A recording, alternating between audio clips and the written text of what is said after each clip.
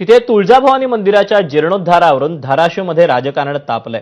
ठाकरेंच्या शिवसेनेचे खासदार ओमराजे निंबाळकर यांनी व्हिडिओ दाखवून भाजपा आमदार राणा जगजित सिंग यांच्यावर आरोप केले, तर भाजपनं पत्रकार परिषद घेत ओमराजे निंबाळकरांच्या आरोपांवर पलटवार केला।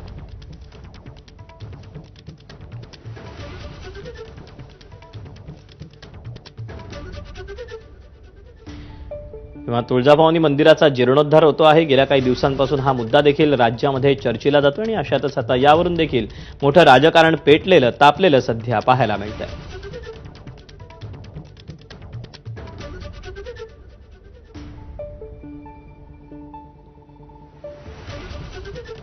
6 महिन्यापूर्वी जी निविदा प्रक्रिया होऊन काम सुरू झालेलं आहे आणि मंदिराचं काम करत असताना संपूर्ण मंदिर जे आहे ते आपल्याला उतरावं लागणार आहे चित्रासकट। पूर्ण मंदिर जे आहे ते आपल्याला उतरावं लागणार आहे चित्रासकट। पूर्ण मंदिर जे आहे ते आपल्याला उतरावं लागणार आहे चित्रासकट। आता ही पत्रकार परिषद विधान भवनाच्या पुढे जी मीडिया आहे त्या मीडियाच्या पुढे जाऊन त्यांनी हे वक्तव्य केलंय आणि त्यांनी स्पष्ट सांगितलंय की जीर्णोद्धार करायचा आहे आणि ते जे मंदिर आहे ते आपल्याला शिखरासकट उतरावं लागणार आहे। आता ही स्टेटमेंट केलंय कोणी? त्यांनी स्वतःच केलंय।